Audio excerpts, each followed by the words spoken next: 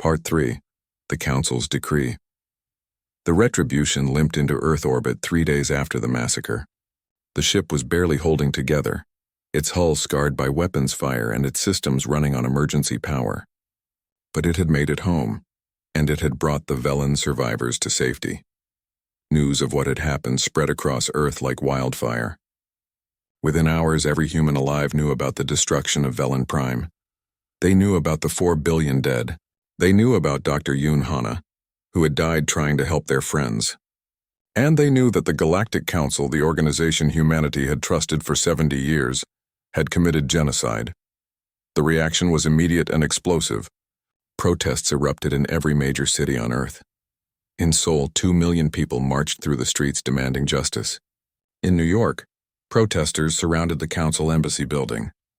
In London, Lagos, and Tokyo, people gathered to light candles for the fallen Velens and to call for war.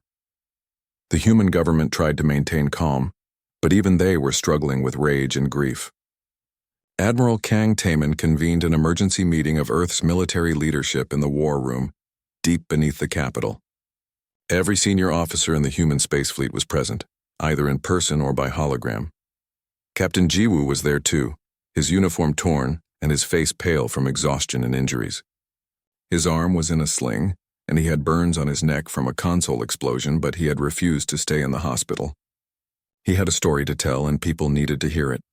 "Tell us what happened," Admiral Kang Taemin said quietly. Jiwoo did. He described every detail of the attack, from the moment the Kraylight fleet arrived until the Retribution jumped away. He explained how the Council forces had deliberately targeted civilian population centers, how they had continued the bombardment even after all Velen defenses had fallen, how they had hunted down fleeing refugee ships. He showed them the sensor logs, the tactical recordings, the final transmission from Dr. Yoon Hana. When he finished speaking, the room was silent. Many of the officers were crying. "This was not war," Jiwoo said, his voice hard. "This was murder. This was the systematic destruction of an entire species for refusing to obey, and the Galactic Council ordered it." Admiral Kang Taemin nodded slowly. "Then we know what we must do. Prepare the fleet for war." While Earth's military prepared, Ambassador Park Mina traveled back to the Council chambers one final time. She had compiled all the evidence of Kraylight war crimes. She had sensor logs, survivor testimony, and footage from the Retribution's tactical systems. The evidence was overwhelming and undeniable. She stood before the full Council, in the same chamber where she had tried to warn them 3 weeks earlier. Representatives from hundreds of species watched as she presented the evidence. The footage was brutal. It showed Kraylight ships firing on hospitals marked with medical symbols. It showed them targeting fleeing civilian transports. It showed them continuing the orbital bombardment hours after any possible military resistance had ended. It showed a planet dying. When the footage ended, the chamber was silent. Park Mina looked directly at the Council Arbiter, the Kraylight who led the entire organization. "You destroyed an entire civilization," she said clearly. 4 billion innocent people are dead because you wanted their resources. This is genocide. This is the greatest crime in galactic history. And it was done in the name of this council." The Arbiter stared at her with cold reptilian eyes. Then he began to speak, and his words chilled every person listening. "The Velens were in violation of Council law," he said. "They refused to pay the tribute required of all member species. They defied Council authority. Therefore, their civilization was forfeit. The enforcement action was completely legal under Council regulations." Park Mina could not believe what she was hearing. "Legal? You called genocide legal?" "We call it enforcement," the Arbiter replied. "And now we must address the matter of human interference." He gestured, and new images appeared on the chamber's displays. They showed human ships attacking the Kraylight fleet. They showed the Soul's Pride ramming the Dreadnought. They showed the Busan Dawn sacrifice. Humanity violated Council law by interfering in an enforcement action, the Arbiter announced. Therefore, Earth is hereby expelled from the Galactic Council. Furthermore, humanity must surrender Captain Han Jiwoo and all surviving crew members from the vessels that attacked Council forces. They will be brought here for trial and execution. The chamber erupted in shocked voices, but the Arbiter was not finished. "You have 1 standard galactic week to comply with this order," he said, looking directly at Park Mina. "If you refuse, The Council will consider Earth in a state of rebellion, and the same enforcement that was applied to HFY will be applied to your homeworld. Park Mina felt rage, unlike anything she had ever experienced. They were threatening Earth. They were demanding humanity surrender its heroes to be murdered, and they thought humans would simply comply. She stood tall and looked around the chamber at the representatives from other species. Many of them looked uncomfortable, even ashamed, but none of them spoke up. They were too afraid of the Kralites. Park Mina transmitted the Council's ultimatum back to Earth. Then she did something that had never been done in the Council's history. She formally declared that humanity no longer recognized Council authority. Any government that commits genocide has lost all moral legitimacy, she said into the cameras that broadcast across the galaxy.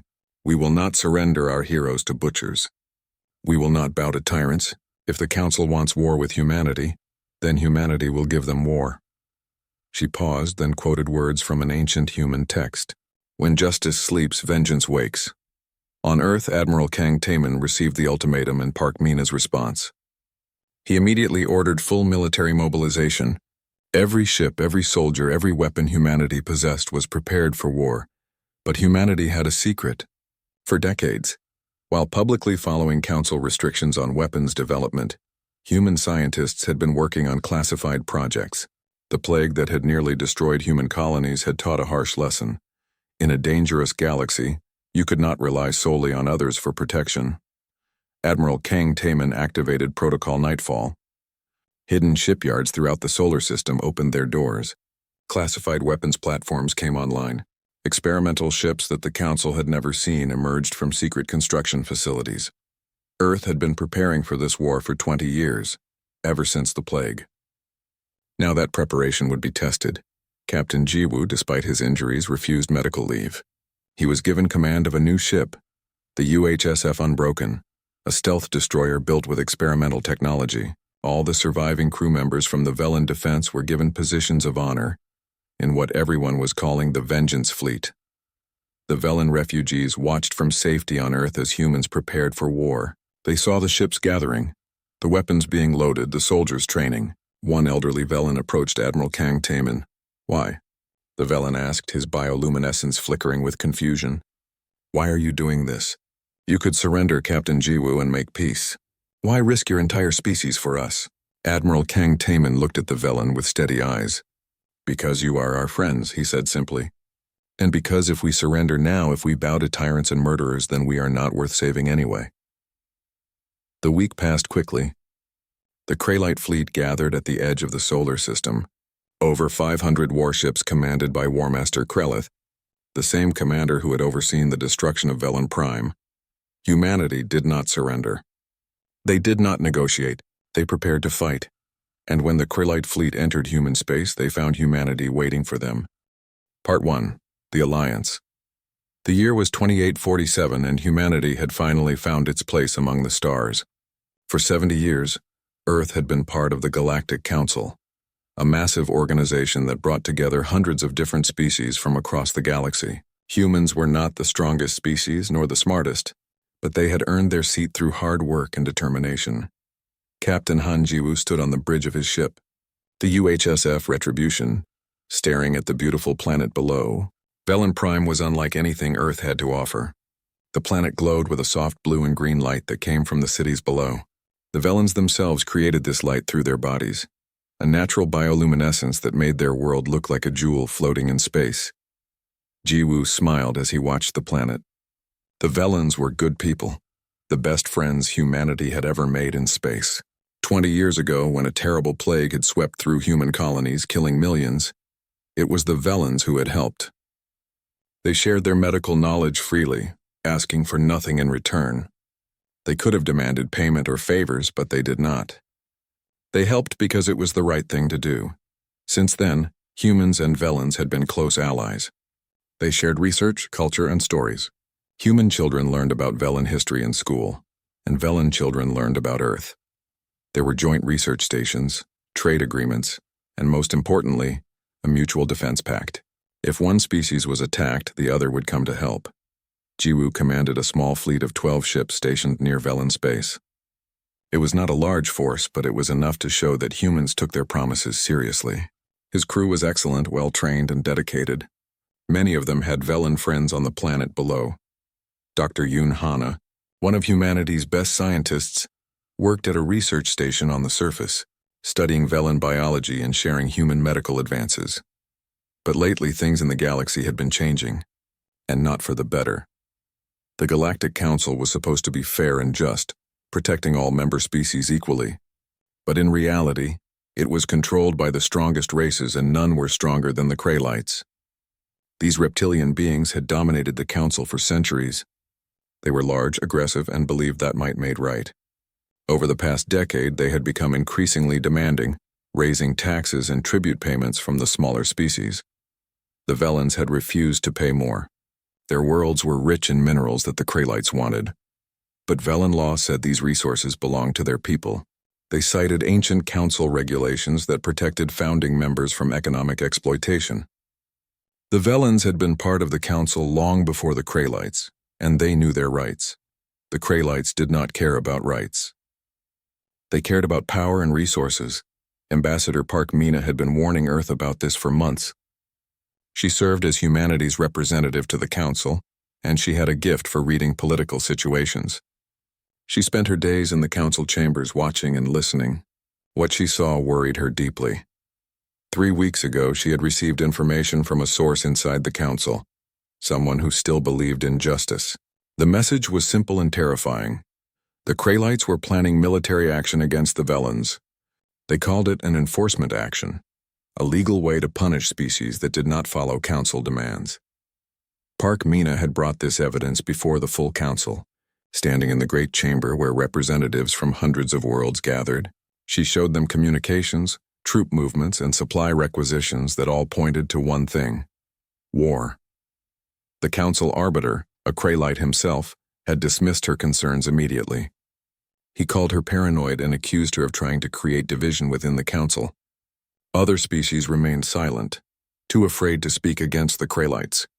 The session ended with nothing accomplished, and Park Mina left the chamber knowing that she had failed.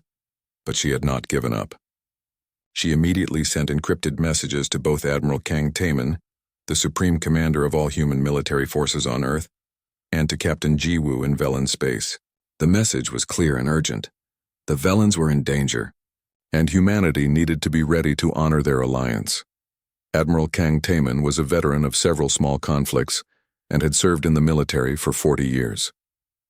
He understood immediately what Park Mina was telling him. He began quietly preparing Earth's defenses and moving ships into positions where they could respond quickly. He did not announce these movements publicly because he did not want to provoke the council, but he made sure humanity would not be caught unprepared. Captain Jiwoo received the message while his fleet was on routine patrol. He called his senior officers together and shared the information. The room fell silent as they processed what this meant. If the Kraylites attacked the Velens and if humans tried to help, it could mean war with the entire council. Commander Lee Boyoung, his second-in-command, spoke first. "Do we have orders from Earth?" Jiwoo shook his head. "Not yet. Earth is too far away for quick communication. By the time we get orders, it might be too late." "Then what do we do?" asked Lieutenant Nam Sujin, his weapons officer. Jiwoo looked at each of them. "We stay alert. We keep our ships ready. And if the Kraylites come, we honor our promise to the Velens." He did not need to say more. Every person in that room knew what that promise meant. They would fight, even if it cost them everything. Down on SciFiPrime, Dr. Yoon Hana continued her work, unaware of the danger approaching. She had lived on the planet for 3 years and loved it. The Velens were kind and curious, always eager to learn. She had made many friends, especially among the medical staff at the research station. One evening, as she was finishing her work, a Velen colleague named Thel approached her. Thel's bioluminescence was flickering in a pattern that Hana had learned meant worry. "Dr. Hana," Thel said softly, "there are rumors. Some say the council is unhappy with us." Hana did not want to lie to her friend, but she also did not want to cause panic. "There are always political tensions," she said carefully. "But humanity stands with you. We will not let anything happen to your people." Thel's light steadied slightly. "We know. That is why we trust you." Hana smiled, but inside she felt a cold fear. She hoped that trust would be enough, that humanity's small fleet could make a difference if trouble came. In space above, Captain Jiwoo watched the stars and waited. His ships were ready, his crew was prepared, and his resolve was firm. The Velans had saved humanity once. Now it was time for humans to return that favor no matter the cost. The peaceful days were ending. War was coming to Velan space, and with it, a test that would define humanity's place in the galaxy forever. Part 2, The Massacre. The warning came at 0400 hours ship time. Captain Jiwoo was asleep when the alarm blared through his quarters. A harsh sound that meant only one thing: enemy contact. He was on the bridge in less than 2 minutes, still pulling on his uniform jacket. Commander Lee Bo-young was already there, her face pale as she stared at the sensor displays. "Report," Jiwoo ordered, his voice calm despite the fear churning in his stomach. "Multiple contacts dropping out of faster-than-light travel at the edge of Velan space," Bo-young said. "Initial count is 200 ships. No wait, more arriving. 300 now, all Council enforcement vessels. All Krillite." Jiwoo felt his blood turn to ice. 300 warships. His fleet had 12 battle stations, he ordered. "All ships prepare for combat. Send a transmission to the Krillite fleet. Ask them their intentions." The communications officer, Ensign Park Hyun, worked quickly. Moments later, he shook his head. "No response, sir. They are ignoring our hails." On the main display, Jiwoo watched the Krillite fleet form up into attack wings. They were not heading toward his small fleet. They were heading directly for HFY, the homeworld below. "Sir, we should contact Earth," Bo-young said quietly. "Get orders." "There is no time," Jiwoo replied. "By the time we get a response, it will be over. We make the choice now." He opened a channel to Dr. Yoon Hana on the planet's surface. Her face appeared on the screen, confused and frightened. Behind her, alarms were sounding. "Jiwoo, what is happening?" she asked. "Our sensors show ships approaching. It is the Council. The Krallites. Hana, you need to evacuate now. Get to the emergency shelters." "Evacuate? But why would—" The transmission cut off as the first orbital bombardment began. Jiwoo watched in horror as energy beams lanced down from orbit, striking the glowing cities below. Explosions bloomed across the planet's surface like terrible flowers. The beautiful bioluminescent light that made HFY so unique began to fade as the cities died. "They are targeting civilian centers," Lieutenant Nam Soo-jin said, her voice shaking. "The hospitals, the schools, residential areas. They are not hitting military targets." Jiwoo felt rage building inside him, hot and fierce. The Velans had almost no military. They were a peaceful species who relied on Council law for protection. And now the Council itself was murdering them. "All ships," he said into the fleet-wide channel. "We are engaging the enemy. Protect the Velans at all costs." "Sir," Bo-young said urgently, "we are outnumbered 25 to 1. If we attack, we will all die." Jiwoo looked at her. "I know, but we swore an oath. The Velans are our friends. We will not abandon them." Bo-young nodded slowly. Around the bridge, the crew worked with grim determination. They all knew what was coming. The human fleet accelerated toward the Krallite armada. They were 12 ships against 300, but they would make those ships count. Lieutenant Nam Soo-jin fired first, launching missiles at the nearest Krallite destroyer. The missiles struck true, breaching the enemy's shields and tearing into its hull. The destroyer listed to one side, venting atmosphere. All along the human line, ships opened fire. The Krallites seemed surprised by the attack. They had ignored the human vessels, not considering them a threat. That was a mistake. The destroyer Seoul's Pride, commanded by Captain Oh Junho, scored multiple hits on a Krallite cruiser before enemy fire found its engines. Rather than retreat, Junho ordered his crew to evacuate to escape pods, then set his ship on a collision course with a Krallite dreadnought. The two ships met in a spectacular explosion that lit up the darkness of space. The frigate Busan Dawn, under Captain Choi Minho, held position between the Krallite fleet and a group of fleeing Velan civilian transports. Choi and his crew fought alone against 5 enemy ships, buying precious time for the transports to escape. When the Busan Dawn's reactor finally breached, it took 3 Krallite vessels with it. One by one, the human ships fell. They fought with courage and skill, but there were simply too many enemies. The Krallites adapted to human tactics and began coordinating their attacks. The human fleet was surrounded and overwhelmed. On the Retribution's bridge, Jiwoo watched his fleet die. Each lost ship was a personal pain, each dead crew member a face he knew. But he could not let emotion cloud his judgment. He had to keep fighting, had to save as many people as possible. "Sir, we are the last ship remaining," Boyoung reported. "Shields are at 30%. Multiple hull breaches on decks 4 through 7. Jiwoo looked at the tactical display. The Kraylight fleet had largely ignored the human ships once they stopped being a threat. They had returned to their primary mission, destroying Velen Prime. The planet below was dying. The oceans were boiling from the heat of orbital bombardment. The atmosphere was filled with smoke and ash. The beautiful bioluminescent glow was almost completely gone. 4 billion Velens lived on that planet. Jiwoo knew that most of them were already dead. "Scanning for survivors," said the sensor officer. "I am detecting a cluster of Velen ships near the southern continent. Civilian transports and a few small cargo vessels, approximately 40,000 individuals. Can we reach them?"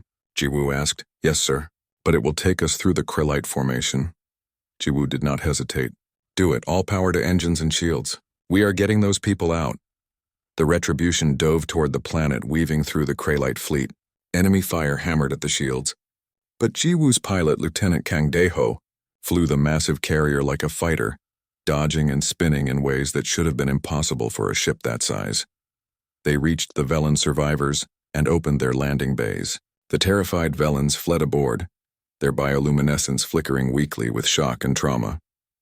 "Bay 1 full," reported the deck officer. "Bay 2 at capacity. Bay 3, we have them all, sir. 40,000 refugees aboard." "Jump drives," Jiwoo ordered. "Get us out of here." "Charging," said the navigation officer. 30 seconds to jump. Those 30 seconds felt like an eternity. Kraylight ships closed in, their weapons tearing at the Retribution's failing shields. On the main display, Velen Prime continued to burn. Jiwoo saw a final transmission come through from the planet's surface. It was Dr. Yoon Hana. Her face was covered in dust and blood, and flames burned behind her. "Jiwoo," she said, her voice barely audible over the sounds of destruction. "Thank you for trying. Tell Earth what happened here. Tell them the Council cannot be trusted. Tell them." The transmission ended in static. "Jump drive ready," the navigation officer announced. "Jump," Jiwoo ordered. The Retribution vanished from Velen space in a flash of light, carrying its cargo of survivors toward human territory. Behind them, Velen Prime burned. An entire civilization, billions of innocent people, was being erased from existence, and the Galactic Council, the organization that was supposed to protect all species equally, was the one doing the killing. Captain Jiwoo sat in his command chair, surrounded by damaged systems and exhausted crew, carrying 40,000 traumatized refugees who had just watched their world die. He had lost 11 ships and thousands of crew members. He had failed to save Dr. Yoon Hana and 4 billion Velens, but he had saved some, and he would make sure their story was heard. The massacre of Velen Prime would not be forgotten, and it would not go unpunished. Part 5. Vengeance. Protocol. The day after the Battle of Seoul, Admiral Kang Taemin gathered his senior officers in the war room. The victory had been overwhelming, but he knew the Council would not accept defeat easily. The Kraylights would regroup, call in allies, and return with even more ships, unless humanity acted first. "We are not waiting for them to come back," Taemin announced. "We are taking the war to them." Around the table, officers exchanged glances. Captain Jiwoo leaned forward. "What are you proposing, Admiral?" "Simultaneous strikes against 3 major Kraylight military installations. We hit them before they can organize a response. We show the galaxy that humanity is not just defending its home. We are punishing those who committed genocide." The plan was bold and dangerous. It would require splitting the Vengeance fleet and operating deep in enemy territory. But everyone in that room understood why it was necessary. If humanity appeared weak or hesitant, the Council would recover and strike again. Only by showing overwhelming strength could they prevent future attacks. The 3 targets were carefully chosen. The shipyards at Thessaron, where the Kraylights built their warships. The command station at Vorl, which coordinated Council military operations across 6 sectors, and the fortress world of Draconis, home to the Kraylight High Command. Captain Jiwoo volunteered to lead the assault on Thessaron. It was the most heavily defended target, but it was also where the ships that had destroyed Velen Prime had been built. For Jiwoo, this was personal. The attacks were launched simultaneously, coordinated to the second despite being hundreds of light years apart. The Kraylights, still reeling from their defeat at Sol, were caught completely unprepared. At Thessaron, Jiwoo's strike force appeared without warning. Human stealth technology had advanced far beyond what the Council believed possible. The shipyard's defense platforms did not detect the human ships until they were already within weapons range. The Unbroken led the assault, its plasma lances cutting through the shipyard's shields. Behind it, a dozen destroyers and frigates poured fire into the massive orbital construction facilities. Within minutes, half the shipyard was in flames, but Jiwoo's mission was not just destruction. He led a boarding action personally, taking a team of Marines onto the station's command center. They fought through Kraylite defenders, pushing deeper into the facility. The Kraylites were larger and physically stronger than humans, but they had never faced human Marines in close combat. Humanity had spent centuries perfecting the art of ground warfare. The Marines moved with practiced coordination, using tactics and weapons that the Kraylites had no defense against. Jiwoo reached the station commander's office and found him trying to destroy files. The Kraylite turned, reaching for a weapon, but Jiwoo was faster. He shot the commander in the leg, dropping him to the floor. "You are Commander Threll," Jiwoo said in Kraylite. "You oversaw the construction of the fleet that destroyed HFY," Threll hissed in pain and anger. "It was an enforcement action, legal under council law. It was genocide," Jiwoo replied, "and you are guilty." He dragged Threll to the window overlooking the shipyard. Outside, the massive construction facilities were tearing themselves apart under human weapons fire. Thousands of Kraylites were dying. "You built ships to murder innocent people," Jiwoo said. "Now you watch your own work burn." He broadcast the execution across council space just as the Kraylites had broadcast their attack on HFY. "This is for Dr. Yoon Hana. This is for the Velans. This is for every innocent you murdered. And this is just the beginning." The other two strikes were equally successful. The command station at Vorel was captured intact, giving humanity access to council military communications and planning. The fortress on Draconis was breached, and several high-ranking Kraylite officers were taken prisoner. The galaxy watched in shock as humanity demonstrated military capabilities that should not have existed. Human cyber warfare systems took control of council networks. Human intelligence operations exposed corruption and crimes throughout council space. And most frightening to the council's leadership, humanity proved willing to use weapons and tactics that the council had outlawed centuries ago. The council began to fracture. Dozens of species inspired by humanity's defiance and terrified by the Kraylites' brutality began to secede. They formed a new alliance, the Free Worlds Coalition, with humanity as its military backbone and moral authority. Ambassador Park Mina, operating from a secure facility on Earth, became the coalition's diplomatic leader. She reached out to species across the galaxy, offering them a choice: remain under council tyranny, or join free species fighting for a better future. Many chose freedom. Within 3 months, over 60 species had left the council. Within 6 months, that number had doubled. The Galactic Council, which had dominated known space for centuries, was collapsing. But humanity's campaign continued. They were hunting specific individuals, the commanders and officials who had planned and executed the Velan genocide. One by one, these criminals were found. Human special forces, often working with Velan survivors who had joined the coalition military, conducted operations deep in council territory. They extracted targets from heavily defended positions, gathered evidence of crimes, and brought the guilty to justice. The Velans, despite their pacifist nature, participated in these operations. They identified targets, provided testimony, and helped gather evidence. Their bioluminescence no longer flickered with trauma, but glowed with determination. They wanted the galaxy to remember what had been done to their people. 6 months after the Battle of Sol, the coalition had gathered enough evidence and captured enough perpetrators to hold trials. Ambassador Park Mina proposed that these trials be conducted openly, broadcast across the galaxy for all species to witness. The trials were held on Earth, in a specially constructed courtroom, large enough to accommodate representatives from dozens of species. Human lawyers, Velan witnesses, and judges from neutral species worked together to ensure justice was both done and seen to be done. The evidence was overwhelming. Sensor logs showed the deliberate targeting of civilians. Communications revealed that the genocide had been planned weeks in advance. Survivors described the horror of watching their world burn. The Council's former arbiter attempted to defend the actions as necessary enforcement. He argued that the Velans had violated Council law and therefore deserved their fate.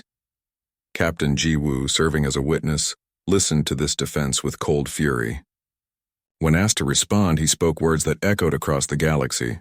"You killed 4 billion people for refusing to pay you.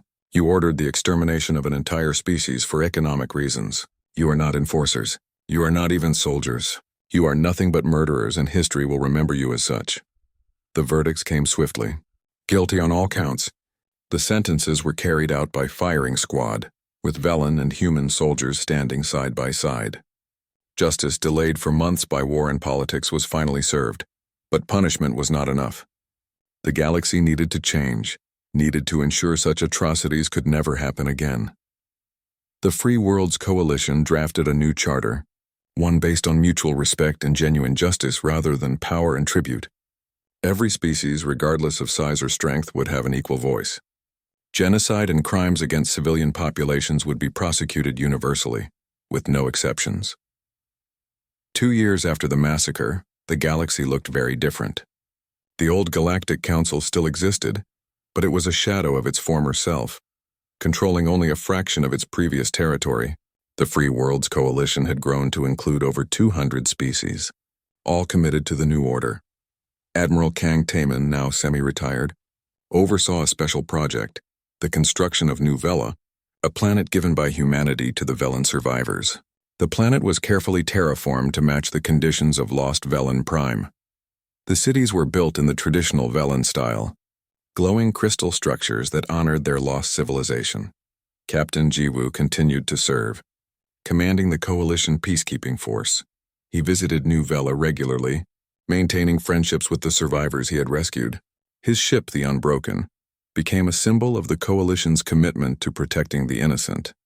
Ambassador Park Mina was elected as the first Secretary General of the Free Worlds Coalition. In her inaugural speech, she stood beside a Velan elder, whose bioluminescence glowed with full, healthy brilliance for the first time since the massacre. "We cannot bring back those who are lost," Park Mina said, "but we can ensure they did not die in vain. We can build a galaxy where genocide is impossible, where the strong protect the weak, where justice is real and not just a word. This is our promise to the fallen Velans. This is our promise to all innocent beings throughout the stars."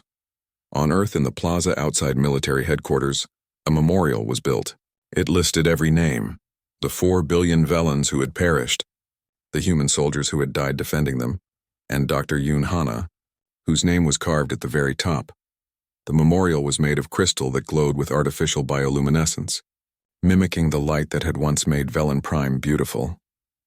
The inscription was simple but powerful. They were our friends. We failed to save them. We did not fail to avenge them. Never again. Part 4. The Return War Master. Krelith stood on the bridge of his flagship, the Dominator, and looked at the tactical displays with satisfaction. 500 warships, the largest enforcement fleet the Council had ever assembled, moved in perfect formation toward Earth's solar system. It was a show of overwhelming force designed to break human resistance before it even began. Krelith had studied humanity's military capabilities. They were adequate but unremarkable. Their ships were smaller than Kraylight vessels, their weapons less powerful, their tactics straightforward. The destruction of Captain Ji-woo's small fleet at Velan Prime had proven that humans could not stand against proper Council forces. This would be quick and easy. The humans would see his fleet, understand they were outmatched, and surrender. If they did not, he would destroy them just as he had destroyed the Velans. Either way, the Council's authority would be maintained. The journey from Council space to Earth took 5 days. Krelith did not hurry. Let the humans see his fleet coming. Let them feel the fear as 500 warships approached their homeworld.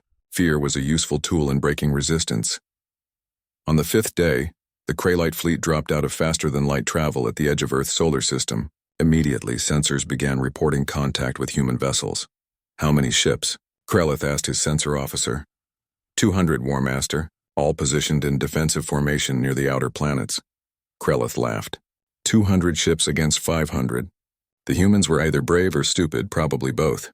He studied the sensor readings more carefully and frowned. These ships were larger than the vessels he had seen at HFY. Their energy signatures were stronger. Their configurations were aggressive and unfamiliar. Identification? He asked. None, War Master. They are broadcasting no signals. They are not responding to hails. On the main display, the human fleet simply waited. No messages, no threats, no demands. Just silence and stillness. Then, as one, the human ships began to advance. Krelith felt a moment of unease, but he pushed it aside. All ships attack formation. Destroy the human fleet! The Krelite armada surged forward. The two fleets closed rapidly and at extreme range. The humans opened fire. What happened next would be studied in military academies for generations.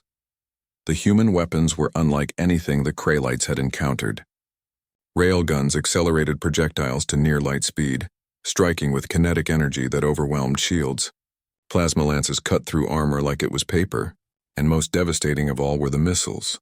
Weapons that the humans called kinetic kill missiles, that could adjust their course mid-flight and strike with pinpoint accuracy. The first volley destroyed 23 Krelite ships outright and damaged dozens more. War Master Krelith stared at the tactical display in shock. What just happened? The humans, sir. Their weapons. I can see their weapons. Return fire. All ships full spread. The Krelite fleet responded with overwhelming firepower. But the human ships were already moving, executing complex maneuvers that should have required minutes of coordination, but seemed to happen instantly. The human fleet fought like a single organism, each ship perfectly positioned to support the others, and they were not alone. Hidden throughout the outer solar system were hundreds of automated defense platforms, each one equipped with advanced targeting systems and heavy weapons. The Krelite fleet found itself under fire from every direction. Captain Jiwoo's destroyer Unbroken led a pack of stealth ships. They appeared from apparently empty space, struck with concentrated firepower, and vanished before the Krelites could respond. Within the first hour, they had destroyed 20 enemy ships using these hit-and-run tactics. Admiral Kang Taemin commanded from the flagship Indomitable, a massive supercarrier that launched wave after wave of automated drone fighters. Each drone was equipped with artificial intelligence and enough weaponry to threaten ships 10 times its size. The drones swarmed around Krelite vessels like angry insects, striking at weak points and overwhelming point defense systems. War Master Krelith realized with growing horror that he had made a terrible mistake. The humans were not the limited force he had expected. They were a fully militarized species with technology and tactics far beyond what the Council had anticipated. How many ships have we lost? He demanded. 73 confirmed destroyed, War Master. Over 100 damaged. And the humans? 15 ships destroyed. They are using defensive formations we cannot break. Our weapons are less effective against their shields than their weapons are against ours. Krelith slammed his fist against the command console. This was impossible. The Council was supposed to be supreme. No single species could stand against them. But humanity was not just standing. They were winning. The battle continued for hours. The Krelites tried to adapt, tried to use their superior numbers to overwhelm the human positions. But the humans had prepared the battlefield carefully. They herded the Krelite fleet into dense formations where human area effect weapons were most effective. Then the humans deployed something new. Gravity well generators, experimental devices that created localized gravitational fields. Dozens of Krelite ships found themselves unable to maneuver, pulled inexorably toward predetermined positions where human weapons fire was concentrated. It was a massacre, but this time the Krelites were the ones being slaughtered. By the 8th hour of battle, the Krelite fleet had lost nearly 200 ships. They had destroyed only 37 human vessels. The mathematics were brutal and clear. If the battle continued, the entire Krelite fleet would be destroyed. War Master Krelith gave the order to retreat, but the humans did not let them go.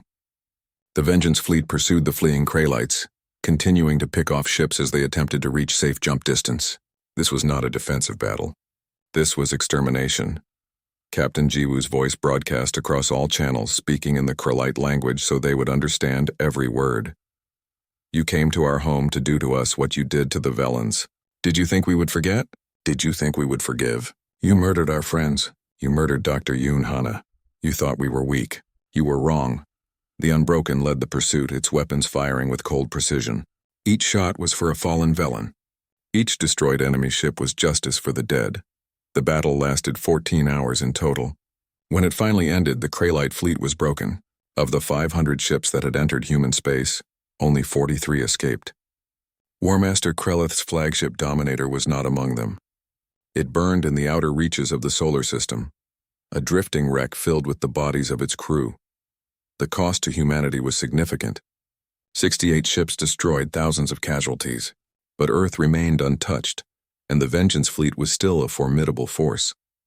Admiral Kang Taman stood on the bridge of the Indomitable, surrounded by his exhausted but victorious crew. He looked at the tactical display showing the scattered remains of the Kraylight fleet. "Send a message to Ambassador Park Mina," he ordered. "Tell her to inform the Council that humanity will accept their surrender whenever they are ready to offer it. And tell her that we are not finished." The Battle of Sol, as it would later be called, sent shockwaves throughout the galaxy. The Galactic Council, which had dominated known space for centuries, had been defeated by a single species. The Kraylites, who had seemed invincible, had been broken by human weapons and human determination. But more important than the military victory was the message it sent. Humanity had proven that the Council could be resisted. They had shown that tyranny could be defeated, and they had made it clear that genocide would not go unpunished. The war was not over. But humanity had won the first battle, and they were ready for whatever came next.